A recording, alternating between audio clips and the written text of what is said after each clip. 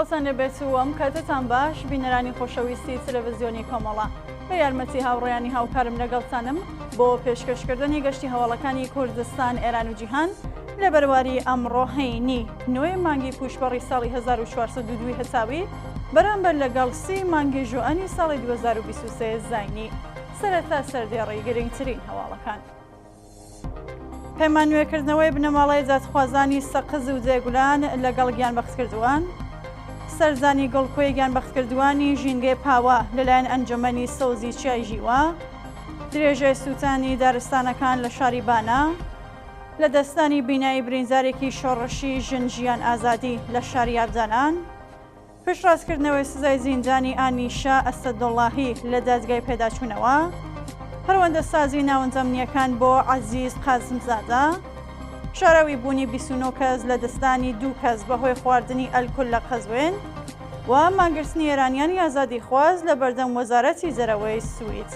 درێژە هەواڵەکان پەیمان نوێکردنەوەی بنەماڵەی جاتخوازانی سەقز و جێگولان لەگەڵ گیانبەختکردووان. بە پێ هەواڵی گەیشتوو ڕۆژی پێنجشەممە 8 مانگی پوشبەڕ بنەماڵەی جاتخوازانی سەقز و جێگولان بە کۆبوونەوە لەسەر مەزاری گیانبەختکردووانی ڕێگەی ئازادی پەیمانیان لەگەڵ هاوسەکانیان نوێ کردەوە. بە پێو ڕاپۆرتە هێزەکانی ڕەژیم لە شاری سەقز گۆڕستانی ئایچیان گەمارۆدا، بەڵام خەڵکی ئازادیخوازی ئەو شارە لە ڕێوڕەسمی یادکردنەوەی گیانبەختکردووانی شۆڕەشی ژینا بەشداری بەرینیان کرد.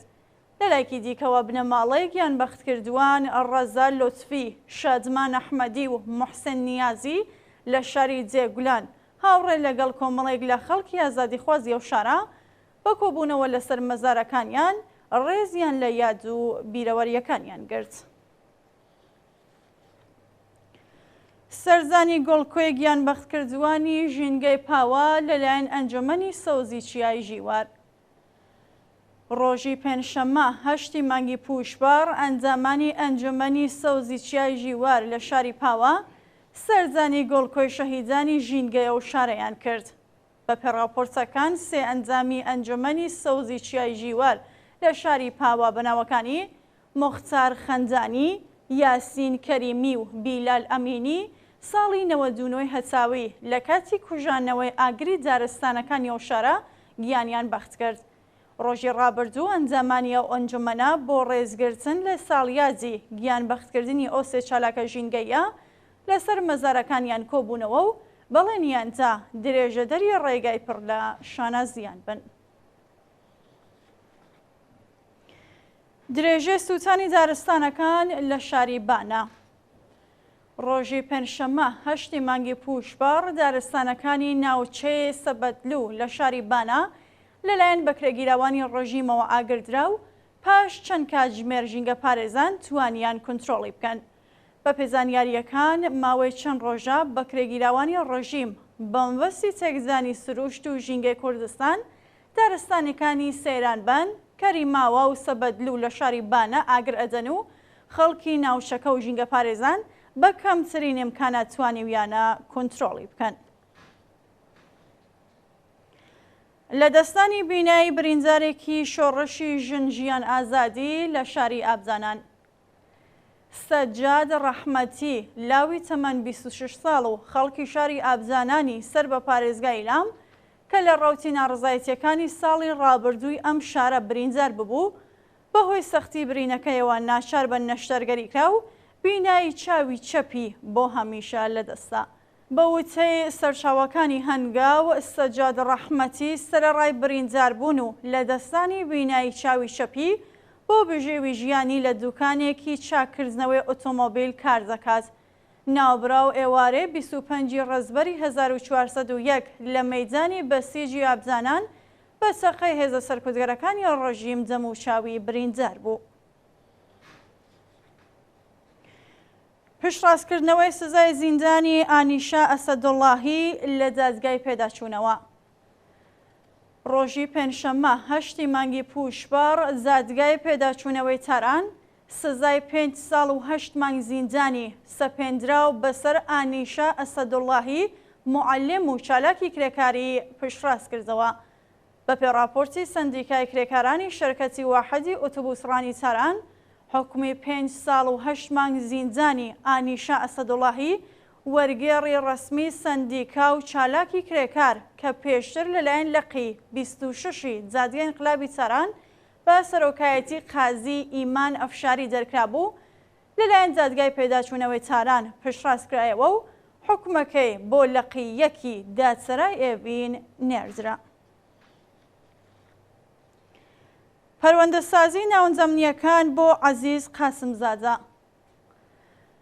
بەپێی راپۆرسەکان دەستەی بەدواداچوون بۆ هەڵە ئیجاریەکانی ئاموزش و پەروەرشی ئۆستانی گیلان لە پەروەندەیەکی تازەدا دژ بە عەزیز قاسمزادە معەلێمی زیندانی لە بەندیخانەی لاکانی ڕەشت 25 تۆمەتی ساختەی تازەی خستووەتە پاڵ دۆسیەی ئەو چالاکە سنفیە.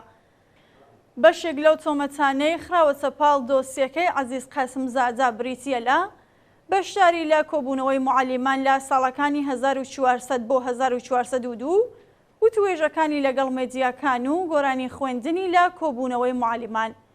شاینی باسەکە ئەو ڕاگەیاندنە ڕۆژی چوارشەمە هەفتی پوشبەر بۆ ئەو چالاکە سنفیە لە زیندانی لاکانی ڕەشت نێردراوە.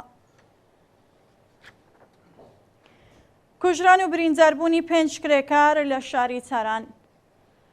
ڕۆژی پێنجشەممە 8 مانگی پوشبەر بەهۆی ئاگرگرتنی کارگەیەکی مۆبلسازی لە شاری تاران هێزێکی ئاگرکوژێنەوە بریندار و 4 کرێکار گیانیان لەدەستا. بە وتەی بەرپرسانی ڕێکخراوی ئاگرکوژێنەوەی تاران کاتژمێر 3 بەیانی ڕۆژی پێنجشەممە کارگەیەکی مۆبلسازی بە پانتایی 300 متر لە گەڕەکی مۆرتزاگەرد لە شەقامی فەرەحمەند دەستی پێکرد و 4 کرێکاری بیانی لە شوێنی پشوودانیان لە تەبەقەی دووهەم بەهۆی چەم و دووکەڵ گیانیان لەدەستاوە و یەکێک لە هێزەکانی ئاگرکوژێنەوەش بریندار بووە. برینداربوونی 11 کەس بەهۆی داڕمانی چەرخ و فەلەکی پارکی قەزوین. شەوی پێنجشەممە 8 مانگی پوشبەر بەهۆی داڕمانی چەرخ و فەلەکی پارکی جەنگەڵی باراجین لە قەزوێن 11 کەس بە سەختی بریندار بوون کە 6 کەسیان منداڵن. بە پێزانیاریەکان ئەو پارکە 2 چەرخ و فەلەکی هەیە و چکۆلەکەیان تووشی ڕووزاو بووە و بەهۆیەوە 11 کەس بریندار بوون کە 6 کەسیان منداڵن. شانی باسەکە شارەزاری و ناوەندە دەوڵەتیەکان هیچ بایەخێک بە ئەمنیەتی جەستەیی و جەرونی خەڵکو و بە تایبەت منداڵان نادەن و ئامێرەکانی نێو پارکەکان نوێژێن ناکەنەوە یان هەزینە بۆ کڕینی کەلوپەلی نوێ ستاندارد تەرخان ناکەن. ژاراویبوونی 29 کەس و گیانە دەستانی 2 کەس بەهۆی خواردنی ئەلکۆل لە قەزوێن.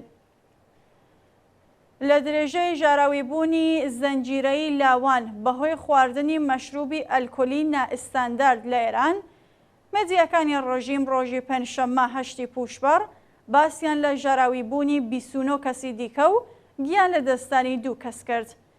بە وتەی بەرپرسانی زانکۆی زانیاری پزیشکی قەزوێن لە دەستانی بینایی جەڵتەی مێشک و مرزن لە کاریگەریەکانی مەشروبی ئەلکۆلیە و مام ناوەندی تەمەنی و کەسانەی لە ئۆستانی قەزوێن بەهۆی ژاراوی بوون لە ڕێگەی خواردنی مەشروبی ئەلکۆلیەوە گیانیان لەدەستاوە لە نێوان 20 بۆ 30 ساڵ بووە.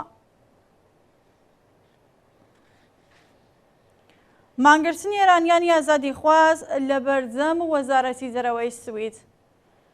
ڕۆژی پێنجشەممە 8 پوشبەر کۆمەڵێک لە ئێرانیانی ئازادیخواز بۆ سێهەمین ڕۆژی بەردەوام لە بەردەم وەزارەتی دەرەوەی وڵاتی سوید درێژیان بە مانگرتندا و داوای دانانی سوپای پاسداران لە لیستی تێرۆریسمی نێودەوڵەتیان کرد. بەپێی راپۆرتەکان کۆمەڵێک لە ئێرانیانی ئازادیخوازی دانیشتووی سوید بڕیاریان داوە بۆ ماوەی 1 هەفتە لە بەردەم وەزارەتی دەرەوەی وڵاتی سوید مان بگرن و لەسەر خواستی خۆیان بۆ دانانی سوپای پاسداران لە لیستی تێرۆریسمی نێودەوڵەتی پێداگیری بکەن. بەشدار بووان بە بەدەستەوەگرتنی وێنەی گیانبەختکردوانی شۆڕەشی ژینە و ئەو کەسانەی سزای سێدارەیان بەسەردا سەپاوە دروشمی مەرگ بۆ دیکتاتۆر و مەرگ بۆ خامنەییان بەرز کردەوە. سەهەمین ڕۆژی ناڕزایەتیەکان لە فەڕەنسا. شەوی پێنجشەممە 8 مانگی پوشبەر زۆربەی شارەکانی فەڕەنسا بۆ ڕەپانی خۆپیشاندان دژ بە توندوتیژەکانی پۆلیس لە وڵاتە بوو، ناڕازیان لەگەڵ هێزە ئەمنیەکان تێکەڵچوون. بە پێڕاپرسەکان ناڕزایەتیەکان لە فەڕەنسا پاش کوشتنی لاوێکی تەمەن 17 ساڵ لەلایەن پۆلیسەوە دەستی پێکردو، ڕۆژی ڕابردوو دژبەرانی گۆڕانکاری لە یاسای تەمەنی خانەنشینی و کەشاوەرزانیە وڵاتەش پەیوەست بە ناڕزایەتیەکان بوون. بە پێزانیاریەکان زیاتر لە 180 هێزی پۆلیس بریندار بوون و 150 خۆپیشاندەریش دەست بەسەر کراون.